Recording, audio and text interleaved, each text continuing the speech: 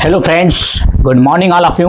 आज फिर हम द्विघात समीकरण पर एक सवाल लेकर आए हैं और देखिए इसे क्या है ये सवाल। चलिए समझते हैं। एक समकोण त्रिभुज अपने पास क्या है, एक समकोण त्रिभुज है। समकोण त्रिभुज मतलब हमारे पास किस तरह से है, ये इस तरह से एक त्रिभुज है। इस तरह से ये कौन सा त्रिभुज होता है, समकोण त्रिभुज। इसका नाम क्या होता है, समकोण त्रिभुज। ठीक है ना। समकोण त्रिभुज नाम क्यों होता है, देखिए जिसका एक एंगल 90 डिग्री का हो उसे हम बोलते हैं समकोण त्रिभुज। ठीक। अच्छा, एक समकोण त्रिभुज की ऊंचाई, अब ऊंचाई की बात करें तो ऊंचाई ये वाला पार्ट भी हो सकता है और ये वाला पार्ट भी हो सकता है। बशर्ते क्या होता है कि हमको एंगल मानना होता है, एंगल पे डिसाइड करता है कि कौन सा पार्ट आपका ऊंचाई होगा। यदि आप ये वाला एंगल मानते हो, ये वाला एंगल, तो ये ऊंचाई होगा और ये आधार होगा।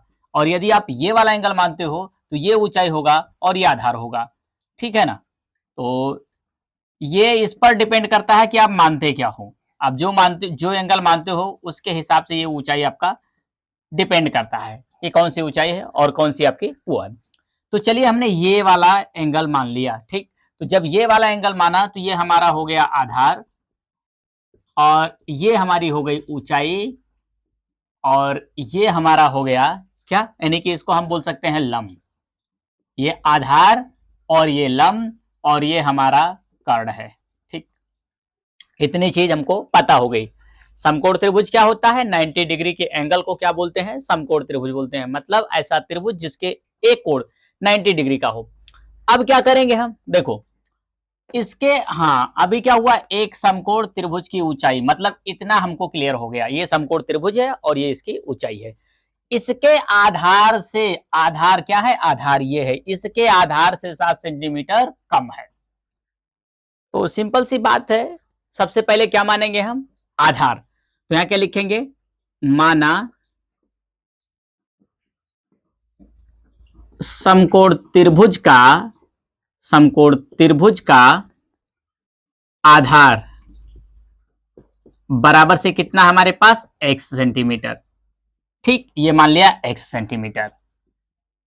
हमने इसको क्यों माना, क्योंकि जैसे हम इसको मानेंगे ना, ये वाला पार्ट हमको ऑटोमेटिक मिल जाएगा। कैसे मिल जाएगा, क्योंकि इस वाले पार्ट से ये वाला पार्ट 7 सेंटीमीटर कम है। यहां बोल रखा है ऊंचाई इसके आधार से 7 सेंटीमीटर कम है, तो इसीलिए हमने इसको मान लिया। अब क्या करेंगे, तब क्या, तब समकोण त्रिभुज की ऊंचाई, समकोण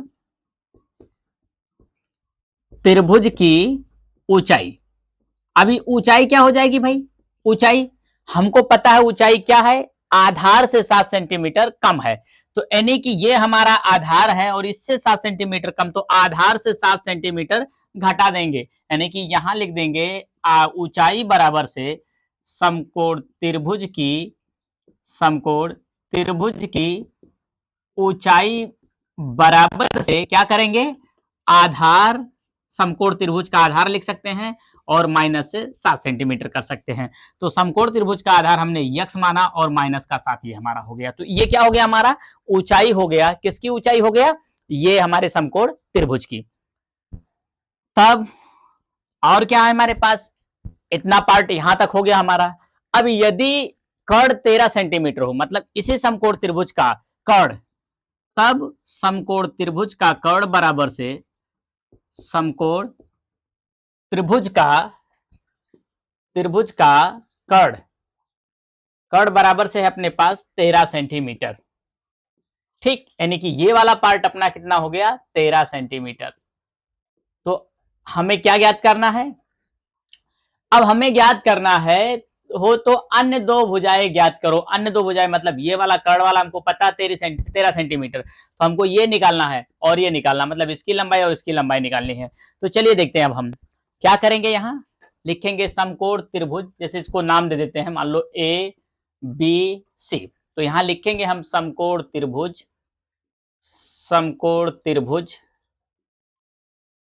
समकोण त्रिभुज,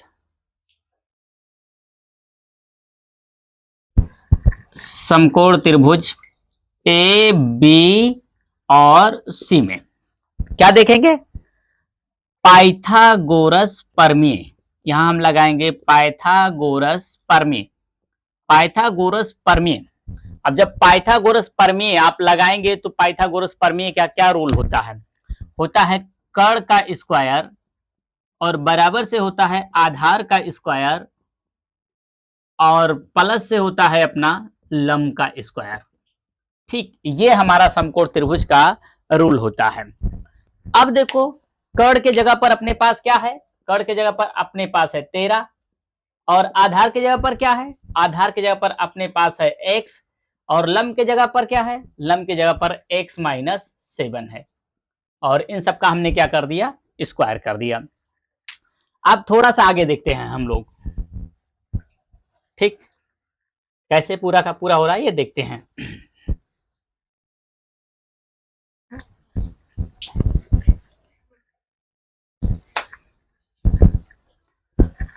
आपने क्या देखा था? आपने देखा था ये आपका समकोण त्रिभुज था, ये x था, ये x माइनस 7 था और ये 13 सेंटीमीटर था। तो आपको क्या पढ़ना है अब? कर्ण का स्क्वायर, बराबर से पढ़ना है आधार का स्क्वायर और प्लस से पढ़ना है लंब का स्क्वायर। ठीक, अभी कर्ण के जगह पर हम क्या लिखेंगे? 13 सेंटीमीटर। आधार के जगह पर क्या लिखेंगे हम? x centimetre. ठीक, और लंब के जगह पर क्या लिखेंगे? प्लस है तो प्लस करते हैं, लंब के जगह पर क्या लिखेंगे? x माइनस का 7 सेंटीमीटर। अभी 13 का स्क्वायर मतलब 13 गुणे 13 कर दो और या फिर इसको डायरेक्टली 169 कर दो और ये x का स्क्वायर ज्यों का त्यों रहने दो। अब इसको तोड़ो आप, तो इसको कैसे तोड़ोगे? ये a माइनस बी का होल स्क्वायर का फार्मूला बन जा रहा है, तो इसको तोड़ोगे जब आप, तो a माइनस बी का होल स्क्वायर मैंने सिखाया है। आप यहाँ क्या करो? a स्क्वायर माइनस 2a है तो क्या लिखोगे? x और b है तो क्या लिखोगे? 7 और प्लस b का स्क्वायर। ठीक, अभी क्या हो गया आपके पास? 169 ज्यों का त्यों। इसके बाद ये एक्स स्क्वायर तो एक्स स्क्वायर, प्लस तो प्लस, ये एक्स स्क्वायर तो एक्स स्क्वायर और ये 2 सत्ते 14 और एक्स तो एक्स यानी कि 14x और ये प्लस 7 का स्क्वायर। कितने का स्क्वायर? 7 का स्क्वायर, तो 7 का स्क्वायर होता है 49। अब ये 169 जैसे का तैसे ये दोनों क्या करेंगे?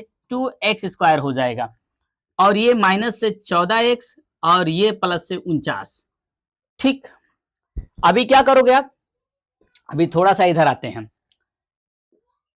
2x स्क्वायर और ये माइनस का 14x और ये प्लस का 49 और ये 169 बराबर के इस पार लाएंगे तो क्या हो जाएगा? माइनस का 169 और इस पार क्या रह जाएगा? 0। अब ये वापस से एक बार 2x स्क्वायर और ये माइनस से 14x और इसमें से ये घटेगा तो क्या बचेगा? 9 से 9 घटेगा 0, 6 से 4 घटेगा 2 और ये 1 तो 1 और ये बराबर से 0। ठीक है ना? अब क्या है अपने पास? अभी यहां भी 2, यहां सारा का सारा चीज है तो क्या करेंगे हम? 2 से भाग दे देंगे। यहां लिखेंगे 2 से पूरे समीकरण में भाग देने पर, तो जैसे हमने भाग दिया तो अपने को क्या मिल गया? ये एक्स स्क्वायर और ये माइनस का 7x और ये माइनस का 60 बराबर से 0। अब ये गुणनखंड बन गया तो इसको सॉल्व करेंगे तो कैसे करेंगे? देखिए, इसका इसमें गुणा कर दो, तो जब एक्स स्क्वायर का गुणा आप 60 में करोगे तो मिलेगा आपको 60x स्क्वायर।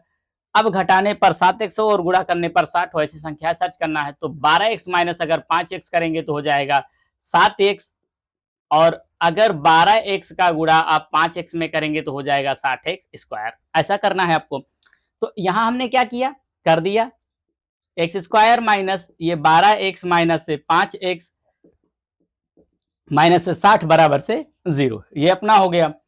इसके बाद ये एक्स स्क्वायर माइनस से 12x और ये माइनस माइनस प्लस यानी कि 5x और ये माइनस का 60 बराबर से 0। यहाँ कॉमन ले लो आप x तो यहाँ मिलेगा x माइनस 12 और यहाँ कॉमन ले लो आप प्लस का 5 तो यहाँ मिलेगा x माइनस का 12 और ये बराबर से 0। अभी ये x माइनस 12 वापस से एक बार कॉमन ले लिया तो अपने पास अब क्या रह गया? ax प्लस का 5 और ये बराबर से 0। x माइनस 12 बराबर से 0 तो x बराबर से क्या हो गया? 12 सेंटीमीटर और x प्लस 5 बराबर से 0 तो x बराबर से क्या हो जाएगा? माइनस का 5 और ये मान्य नहीं होगा।